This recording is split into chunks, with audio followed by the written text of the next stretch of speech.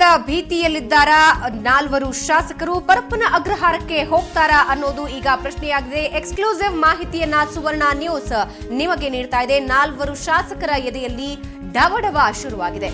ಬಂಧನದ ಭೀತಿಯಲ್ಲಿದ್ದಾರೆ ಈ ನಾಲ್ವರು ಶಾಸಕರು. ತ್ವರಿತಗತಿಯಲ್ಲಿ ನಡೀತಾ ಇದೆ ಈ ಪ್ರಕರಣದ ವಿಚಾರಣೆ. ಏನಿದು ಪ್ರಕರಣ, ಯಾರಿ ನಾಲ್ವರು ಶಾಸಕರು ಅನ್ನೋ ಎಕ್ಸ್ಕ್ಲೂಸಿವ್ ಮಾಹಿತಿಯನ್ನ ಸುವರ್ಣ ನ್ಯೂಸ್ ನಿಮ್ಮ ಮುಂದೆ ಇಡ್ತಾ ಇದೆ. ಇದ್ಯಾವುದೂ ಅಲ್ಲ, ಬಳ್ಳಾರಿಯ ಅಕ್ರಮ ಗಣಿಗಾರಿಕೆ ಪ್ರಕರಣದ ಮತ್ತೆ ಈಗ ತನಿಖೆ ಸಾಕಷ್ಟು ಚುರುಕು ಪಡ್ಕೊಂಡಿದೆ. ಸೊ ಈಗಾಗಲೇ ಬೇಲ್ನಿಂದ ಆಚೆ ಬಂದಿರುವಂತಹ, ಬೇಲನ್ನ ಪಡೆದು ಆಚೆ ಬಂದಿರುವ ಶಾಸಕರ ಎದೆಯಲ್ಲಿ ಢವಢವ ಈಗ ಮೊಳಗ್ತಾ ಇದೆ. ಲೋಕಾಯುಕ್ತ ವಿಶೇಷ ತಂಡದಿಂದ ತನಿಖೆ ತೀವ್ರಗತಿಯಲ್ಲಿ ಸಾಗ್ತಾ ಇದೆ. ಶಾಸಕರಾದಂತಹ ಆನಂದ್ ಸಿಂಗ್, ನಾಗೇಂದ್ರ, ಸತೀಶ್, ಸೈಲ್, ಸುರೇಶ್ ಬಾಬು ಎದೆಯಲ್ಲಿ ಈಗ ಢವಢವ ಆರಂಭ ಆಗಿದೆ. ವಿಶೇಷ ತಂಡದಿಂದ ನಾಲ್ವರು ಶಾಸಕರ ವಿಚಾರಣೆ ನಡೀತಾ ಇದೆ. ಈಗಾಗಲೇ ವಿಶೇಷ ತಂಡದಿಂದ 44 ಎಫ್ಐಆರ್ಗಳು ದಾಖಲಾಗಿವೆ. ನಾಗೇಂದ್ರ ಆಪ್ತ ಆದಂತಹ ಕುರುಬ ನಾಗರಾಜ್, ಉದ್ಯಮಿ ರಾಮಪ್ಪ, ಮಿಥಿಲೇಶ್ ಬಂಧನ ಈಗಾಗಲೇ ಆಗಿದೆ. ಯಾವುದೇ ಕ್ಷಣದಲ್ಲಿ ಈ ನಾಲ್ವರು ಶಾಸಕರ ಬಂಧನವಾಗುತ್ತಾ ಅನ್ನೋದು ಈಗ ಪ್ರಶ್ನೆಯಾಗಿದೆ. ಈ ಮೊದಲು ಕೂಡ ಸಿಬಿಐನಿಂದ ಇವರು ಬಂಧಿತರಾಗಿದ್ದನ್ನ ನಾವೀಗ ನೆನಪಿಸಿಕೊಳ್ಳಬಹುದಾಗಿದೆ.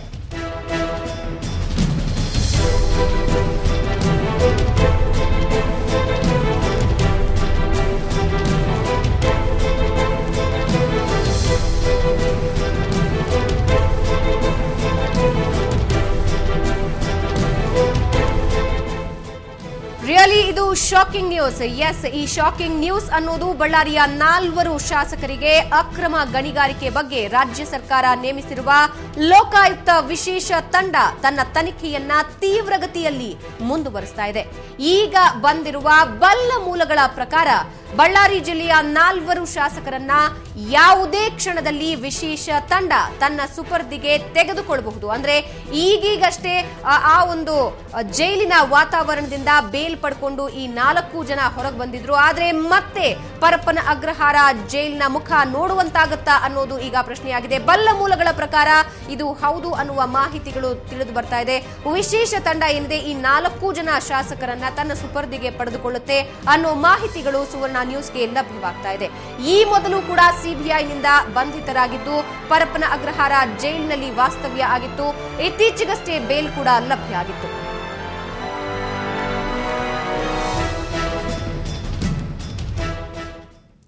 ಎಸ್, ಈ ಬಗ್ಗೆ ಇನ್ನಷ್ಟು ಮಾಹಿತಿ ನೀಡ್ತಾರೆ ನಮ್ಮ ಪ್ರತಿನಿಧಿ ನರಸಿಂಹಮೂರ್ತಿ.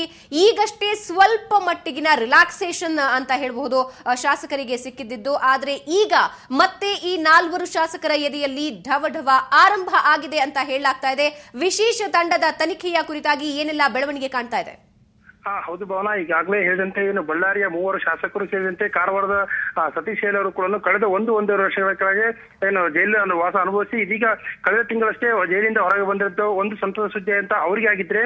ಆದ್ರೆ ಏನು ರಾಜ್ಯ ಸರ್ಕಾರದ ನೇಮಿಸಿದಂತ ಸ್ಪೆಷಲ್ ಇನ್ವೆಸ್ಟಿಗೇಷನ್ ಟೀಮ್ ಅಂದ್ರೆ ಲೋಕಾಯುಕ್ತ ವಿಶೇಷ ತನಿಖಾ ತಂಡ ಈಗಾಗಲೇ ತನ್ನ ಕಾರ್ಯಚಟುವಟಿಕೆಯನ್ನು ಚುರುಕಾಗಿ ಮಾಡ್ತಾ ಇದ್ದು, ಕಳೆದ ವಾರವಷ್ಟೇ ಬಳ್ಳಾರಿ ಮೂಲದ ಮೂವರನ್ನು ಬಂಧಿಸಿತ್ತು. ಅದರಲ್ಲಿ ಪ್ರಮುಖವಾಗಿ ಕುರುಬ ನಾಗರಾಜ್ ಅನ್ನೋಂಥ ವ್ಯಕ್ತಿ ಏನಿದ್ದಾನೆ, ಅವನು ನಾಗೇಂದ್ರ ಅವರ ಏನು ಶಿಷ್ಯ ಆಗಿದ್ದ. ಅಂದ್ರೆ ನಾಗೇಂದ್ರ ಅವರ ಬಲಗೈ ಬಂಟನಾಗಿದ್ದ. ಈಗಾಗಲೇ ಅವನನ್ನು ಕೂಡ ಮೊನ್ನೆ ಕಳೆದ ವಾರವಷ್ಟೇ ಅವ್ರನ್ನ ಕರ್ಕೊಂಡ್ಬಂದು ಏನು ಬಳ್ಳಾರಿ ಮತ್ತು ಸಂಡೂರು ಹೊಸಪೇಟೆ ಸೇರಿದಂತೆ ವಿವಿಧ ಸ್ಟಾಕ್ ಯಾರ್ಡ್ಗಳಲ್ಲಿ ಭೇಟಿ ನೀಡಿ ಎಲ್ಲಿಂದ ಮಾಲ್ ಸಪ್ಲೈ ಆಯಿತು ಮತ್ತು ಎಲ್ಲಿಗೆ ರವಾನೆ ಆಯಿತು ಅನ್ನೋದ್ರ ಬಗ್ಗೆ ಒಂದು ಕೂಲಂಕುಷವಂತ ಮಾಹಿತಿಯನ್ನು ಪಡೆದುಕೊಂಡಿದ್ದಾರೆ. ಹೀಗಾಗಿ ಮತ್ತೆ ವಿಚಾರಣೆ ಬೇಕಾದ್ರೆ ಅವ್ರ 4 ಕೂಡ ಬಂಧಿಸುವ ಸಾಧ್ಯತೆ ಇದೆ ಅಂತೇಳಿ ಲೋಕಾಯುಕ್ತ ಮೂಲಗಳು ಇದೀಗ ಸುವರ್ಣ ನ್ಯೂಸ್ಗೆ ಒಂದು ಸ್ಪಷ್ಟಪಡಿಸಿದೆ ಅಂತೇಳಿ ಹೇಳ್ಬೋದಾಗಿದೆ. ಈಗಾಗಲೇ ಏನಂತಂದ್ರೆ ಕಳೆದ 1 ವರ್ಷದಿಂದಲೂ ಜೈಲು ವಾಸ ಅನುಭವಿಸಿದಂತ ಶಾಸಕರಿಗೆ ಕೂಡ ಇದೀಗ ನೋಟಿಸ್ ನೀಡುವ ಸಾಧ್ಯತೆಗಳು ಹೆಚ್ಚಾಗಿ ಕಾಣ್ತಾ ಇದ್ದಾವೆ. ನೋಟಿಸ್ ನೀಡಿದ ನಂತರ ವಿಚಾರಣೆಯು ಕರೆಯುವಂತ ಸಾಧ್ಯತೆಯು ದಟ್ಟವಾಗಿದೆ ಅಂತೇಳಿ ಹೇಳಲಾಗ್ತಾ ಇದೆ. ಭಾವನಾ. ಎಸ್ ನರಸಿಂಹಮೂರ್ತಿ, ಈಗಾಗಲೇ 4 ಜನ ಶಾಸಕರ ಎದೆಯಲ್ಲಿ ಢವಢವ ಆರಂಭ ಆಗಿದೆ. 44 ಎಫ್ಐಆರ್ಗಳನ್ನ ಈಗಾಗಲೇ ತನಿಖಾ ತಂಡ ದಾಖಲಿಸಿದೆ ಅಂತ ಹೇಳಲಾಗಿದೆ. ಈ 44 ಎಫ್ಐಆರ್ಗಳ ಕುರಿತಾಗಿ ಮಾಹಿತಿ ಏನಾದರೂ ಸಿಗ್ತಾ ಇದೆಯಾ? ಸದ್ಯದ ಈ ತಂಡದ ಬೆಳವಣಿಗೆ ಏನು? ಎಲ್ಲಿ ಇವರು ವಿಚಾರಣೆಯನ್ನ ನಡೆಸ್ತಾ ಇದ್ದಾರೆ? ಈ ಬಗ್ಗೆ ಮಾಹಿತಿ ಸಿಗ್ತಾ ಇದೆಯಾ? ಹೌದು ಭಾವನಾ, ಈಗಾಗಲೇ ಏನಂತಂದ್ರೆ ಲೋಕಾಯುಕ್ತ ನ್ಯಾಯಮೂರ್ತಿ ಅಂತ ಸಂತೋಷ್ ಹೆಗಡೆ ಅವರ ವರದಿ ಆಧಾರದ ಮೇಲೆ ರಾಜ್ಯ ಸರ್ಕಾರ ಒಂದು ವಿಶೇಷ ತನಿಖಾ ತಂಡವನ್ನು ನಿಯೋಜನೆ ಮಾಡಿತ್ತು. ಕಳೆದ 6 ತಿಂಗಳಿಂದ ಬಳ್ಳಾರಿ, ಸಂಡೂರು, ಹೊಸಪೇಟೆ, ಚಿತ್ರದುರ್ಗ, ತುಮಕೂರು ಸೇರಿದಂತೆ ನಾನಾ ವಿಭಾಗಗಳಲ್ಲಿ ಏನು ಪರಿಶೀಲನೆ ಮಾಡಿದ ತಂಡ ಇದೀಗ 3 ಬಂಧಿಸುವಲ್ಲಿ ಯಶಸ್ವಿಯಾಗಿ ಅಂತ ಹೇಳಲಾಗಿದೆ. ಯಾಕಂದ್ರೆ ಪ್ರತಿಪಕ್ಷಗಳ ಒಂದು ಧ್ವನಿ ಅಂದ್ರೆ ಲೋಕಾಯುಕ್ತ ವಿಶೇಷ ತನಿಖಾ ತಂಡ ಮಾಡಿದೆ, ಆದ್ರೆ ಅದರಿಂದ ಯಾವುದೇ ರೀತಿಯಾದ ಚಟುವಟಿಕೆ ಇಲ್ಲ ಅನ್ನುವಂತ ಮಾತು ದಟ್ಟವಾಗಿ ಕೇಳಿ ಬಂದಿತ್ತು. ಈ ಹಿನ್ನೆಲೆಯಲ್ಲಿ ತನ್ನ ಕಾರ್ಯ ಚಟುವಟಿಕೆಯನ್ನು ಚುರುಕುಗೊಳಿಸುವಂತ SIT ತಂಡ ಈಗಾಗಲೇ 3 ಬಂಧಿಸಿದ್ದು 44 FIR ಮಾಡಿದೆ. ಇದರಲ್ಲಿ 700ಕ್ಕೂ ಹೆಚ್ಚು ಅಧಿಕಾರಿಗಳು ಇದ್ದಾರೆ ಅಂತ ಕೂಡ ಲೋಕಾಯುಕ್ತ ಮೂಲಗಳು ಹೇಳಿದೆ. ಈಗಾಗಲೇ ಕಳೆದ ಒಂದು 15 ದಿನಗಳ ಕೆಳಗೆ ಲೋಕಾಯುಕ್ತ ನ್ಯಾಯಮೂರ್ತಿ ಭಾಸ್ಕರ್ ಅವರು ಬಳ್ಳಾರಿಗೆ ಬಂದಾಗ ಕೂಡ ಈ ವಿಷಯವನ್ನು ಸ್ಪಷ್ಟಪಡಿಸಿದ್ರು. ಆದ್ರೆ ನಾವು ಯಾವುದೇ ರೀತಿಯಂತ ಸ್ಪಷ್ಟ ಮಾಹಿತಿ ನಿಮಗೆ ನೀಡಲಾಗುವುದಿಲ್ಲ, ಆದ್ರೆ ಕೇವಲ 44 FIR ಮಾಡಿದ್ವಿ. ಇದರಲ್ಲಿ 700ಕ್ಕೂ ಹೆಚ್ಚು ಅಧಿಕಾರಿಗಳು ಇದ್ದಾರೆ ಮತ್ತು ರಾಜಕೀಯ ಮುಖಂಡರು ಸೇರಿದಂತೆ ನಾನಾ ಪ್ರಮುಖ ಉದ್ಯಮಗಳು ಇದ್ದಾರೆ ಅನ್ನೋ ಮಾತನ್ನು ಲೋಕಾಯುಕ್ತ ನ್ಯಾಯಮೂರ್ತಿ ಭಾಸ್ಕರ್ ಅವರು ಸ್ಪಷ್ಟಪಡಿಸಿದ್ರು.